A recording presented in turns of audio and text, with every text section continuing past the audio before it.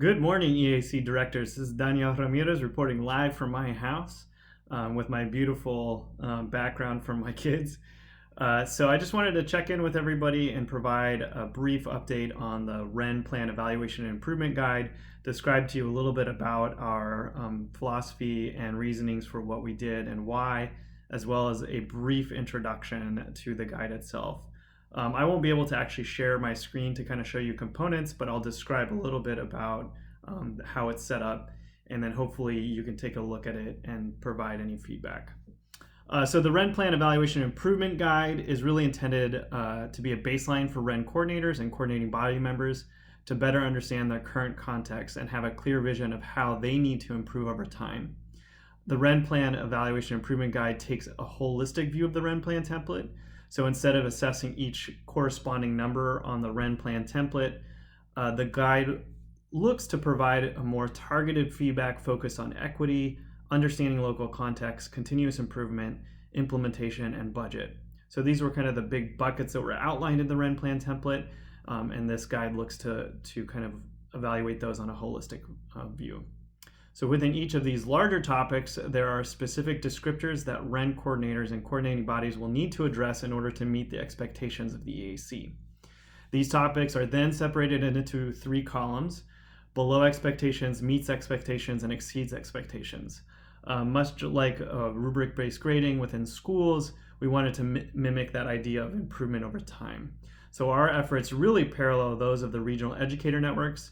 Instead of reifying these conventional high-stakes assessments, we are looking to identify specific areas regional educator networks can improve.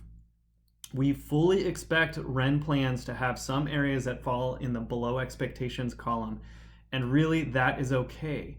So in order to shift the way we approach continuous improvement in education, we need to also shift the way we evaluate proposals. So our commitment as an EAC is to lean into these strengths that they offer and provide support where the regional educator networks have opportunities for growth, right? Where they fall into that below expectations, which we're calling opportunities for growth. In fact, we fully anticipate that collective learning as RENs improve to meet or exceed the expectations of this evaluation improvement guide. Learnings that will only accelerate our statewide effort to better support educators from recruitment to retirement. So we're looking at if any REN plans fall into that below expectations, we see that as an opportunity to learn from that rather than an opportunity to punish or not learn from it. And so we see that as an opportunity, not as something that's bad. So how the application and approval process will happen: REN coordinators will work with their coordinating bodies to draft the REN plan. REN coordinators will submit the REN plan online in a Google Doc form, dropping the plan and supporting materials into a Google folder for each one of them. The REN plan review team will individually review the plans and highlight where the regions fall on the REN evaluation improvement guide. And the REN plan review team will meet, discuss, and align a final evaluation for each region. Final evaluations in the form of a single highlighted evaluation and improvement document with comments will be returned to the REN coordinators for review and response.